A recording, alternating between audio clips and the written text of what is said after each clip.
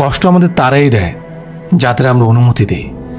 অচেনা মানুষের ধাক্কা লাগলেই তো সরি বলে নেয়। পৃথিবীর নিয়ম বড়ই অদ্ভুত।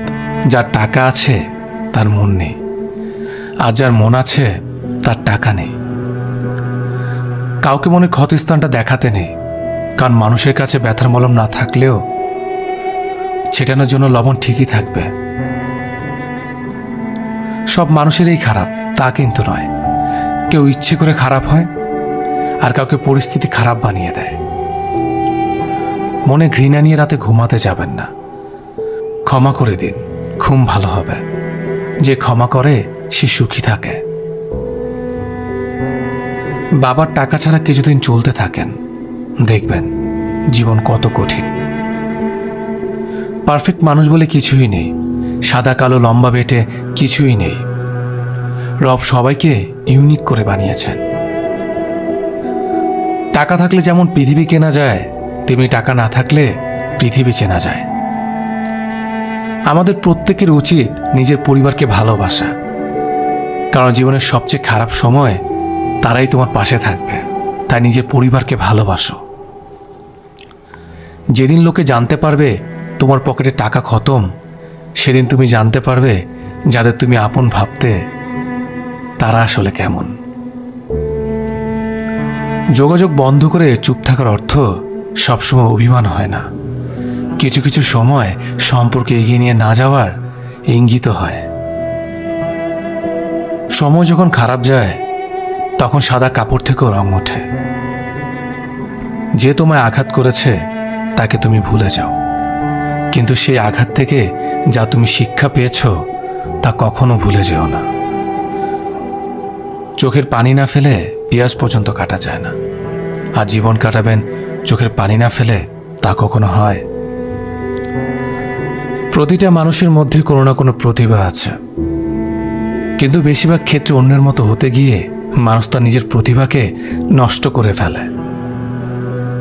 স্বপ্ন তাকে নিয়ে দেখো যে স্বপ্ন দেখায় না, স্বপ্ন বাস্তবায়ন করে। কিন্তু এমন মানুষকে নিয়ে স্বপ্ন দেখো না যে স্বপ্ন দেখিয়ে নিজেই হারিয়ে যায়। জীবনটা একা একা কাটানো সহজ, কিন্তু ছেড়ে চলে যাওয়া কারো স্মৃতি নিয়ে বেঁচে থাকা অনেক কষ্টের। স্ত্রীকে কখনো দাসী নয়, জীবন সঙ্গী হিসেবে মর্যাদা দিন, কারণ সে তার পিতামাতার কাছে একসময় রাজকন্যা ছিল, ঠিক যেমনটি আপনার বোন আপনার পিতামাতার কাছে। কোনো কিছুতে খুব বেশি গুরুত্ব দিলে খুব তাড়াতাড়ি সেটা নষ্ট হয়ে যায়। মানুষকে বোঝা এতটা সহজ নয়। কেউ কেউ অনেক যুগ পার করার পরেও তার কাছের মানুষটাকে চিনতে ব্যর্থ হয়। মানুষ নামের প্রাণীগুলো বড়ই অদ্ভুত।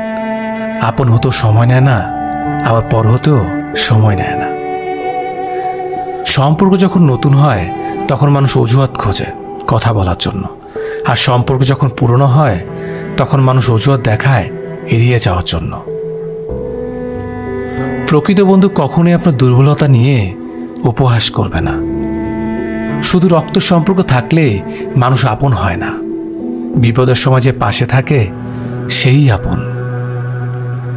সন্দেহ, রাগ, অভিমান, ঝগড়া যে সম্পর্কের মধ্যে নেই সেটা কখনো সত্যিকারের ভালোবাসা হতে পারে না। ভালোবাসা কঠিন না, ভালো রাখাটা সব থেকে বেশি কঠিন। কাউকে বিরক্ত করার চেয়ে চুপ থাকাই অনেক ভালো। প্রতিশোধ নেওয়ার চেয়ে রাস্তা বদলে ফেলা অনেক ভালো, কারণ প্রতিশোধ নেওয়ার আনন্দ থাকে একদিন, কিন্তু নিজেকে বদলে ফেলার আনন্দ থাকে সারা জীবন। জীবনে ঠকলে হয়তো বিশ্বাসটুকু নষ্ট হয়ে যায়, কিন্তু শেখা যায় অনেক কিছু। বর্তমান সময়ে একটা ভালো জীবনসঙ্গী পাওয়া ভাগ্যের বিষয়, যা সবার ভাগ্যে থাকে না। আমাদের সবচেয়ে বড় ভুল হচ্ছে অন্যেরা কি ভাবছে তার উপর ভিত্তি করে আমাদের চিন্তা শুরু করা। কাউকে দুঃখ দিয়ে কাঁদানো খুব সহজ, কিন্তু কারো দুঃখ ভুলিয়ে কান্না মুছে দেওয়া খুব কঠিন। সবাই অপেক্ষার বিশ্বাসের মূল্য দিতে পারে না। মধ্যবিত্ত ঘরে ছেলেমেয়েদের টাকার অভাব থাকতে পারে, কিন্তু শিক্ষার নয়। লোকে কি ভাবলো, লোকে কি বললো, লোকে কি করলো তা ভেবে কিছু করা উচিত নয়। যেখানে অভিমান বলতে কিছুই নেই সেখানে রাগ দেখানো আর অভিমান করাটা বোকামি। ঝগড়া হলে সেটা মিটমাট করে নেওয়া ভালো। ঝগড়া হলে সেটা রাতে মিটমাট করে নেওয়া দরকার, অভিমান পুষে রেখে একটা সকাল হওয়া মানে অল্প একটু দূরত্ব সৃষ্টি হওয়া। ধাক্কা এমন একটা জিনিস, এটা তুমি যত পাবে তত মানুষ চিনতে শিখতে পারবে। কেউ ব্যস্ত থাকার জন্য সবকিছু ভুলে যায়, আবার কেউ সবকিছু ভোলার জন্য নিজেকে ব্যস্ত রাখে। যার কাছে তুমি যত বেশি আশা করবে সে তোমার কষ্ট দেবে সব থেকে বেশি, এটাই বাস্তব। রাগকে মনে স্থান দিলে সম্পর্ক নষ্ট হয়, অভিমানকে মনে পুষে রাখলে দূরত্ব সৃষ্টি হয়, সব ভুলে ক্ষমা করে দিলে সম্পর্ক মিষ্টি হয়। দুইটা গুণ নিজের মধ্যে গড়ে তুলুন, চুপ থাকা আর ক্ষমা করে দেওয়া। কারণ চুপ থাকার থেকে বড় কোনো উত্তর নেই, আর ক্ষমা করার থেকে বড় কোনো প্রতিশোধ নেই।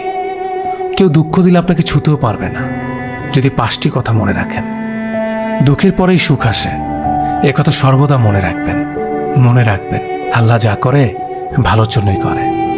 আবেগ দিয়ে নয়, বিবেক দিয়ে সর্বদা চিন্তা করবেন। নিজের পরিবারের সাথে সময় কাটান, অতীত ভুলে গিয়ে বর্তমানে বাঁচতে শিখুন।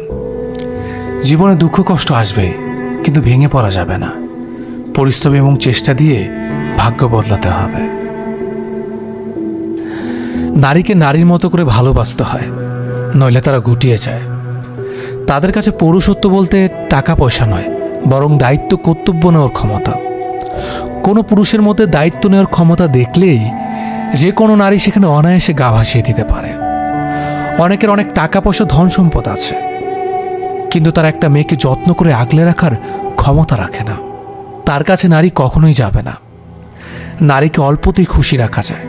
সামান্য সন্ধ্যার হাওয়াতে নদীর পাড়ে কিংবা জরাজীর্ণ কোনো নিরিবিলি খোলা আকাশের নিচে নিয়ে গেলে তারা পুলকিত হয়।